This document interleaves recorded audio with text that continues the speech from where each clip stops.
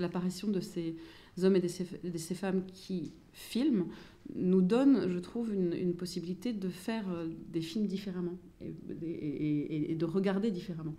Après, de manière plus journalistique, parce que c'est vrai qu'en Syrie, par exemple, je suis allée en tant que journaliste, j'ai été pour envoyé spécial, j'ai été 2 fois, j'étais à Homs en novembre 2011 pour raconter les exactions contre les enfants, et puis ensuite j'ai fait un reportage sur le massacre de Oula 1 an après.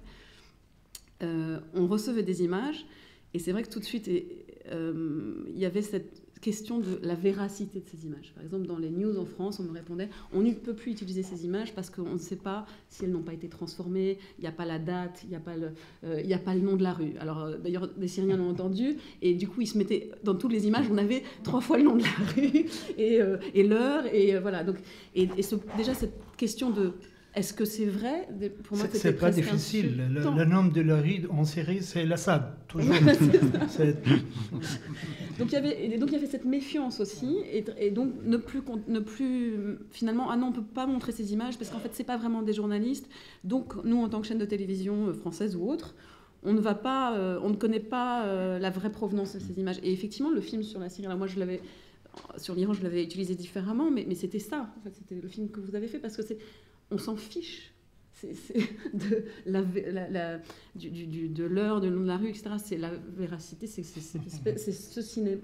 y a une force filmique dans toutes ces petites caméras de téléphone portable et de ce peuple syrien qui s'est filmé pendant toutes ces années, qu'on n'a pas voulu voir, qu'on n'a pas voulu entendre, et pour le coup, très peu quand même aller sur YouTube voir ces images, parce qu'il y a eu un flot d'images, parce que justement c'était un cri.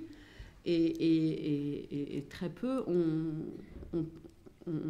voilà, vous avez fait ce film qui est juste magistral, voilà. Et moi donc moi je suis allée sur place, mais c'est vrai que par exemple à Oula, c'était un massacre où il y a eu plus de 120 morts, donc 85 enfants de 2 mois à 15 ans, et le régime a essayé, en fait ça a été filmé, le régime a essayé de faire croire qu'en fait c'était les islamistes qui avaient massacré, et qu'en fait en plus c'était une mise en scène. Donc il y a eu tout de suite une manipulation des images, et nous on a trouvé des gens à Oula par des réseaux qui ont filmé, qui sont retournés sur les lieux. Donc j'ai un petit peu essayé de raconter cette histoire-là en faisant des Skype et en ayant quelqu'un qui filmait pour nous là-bas.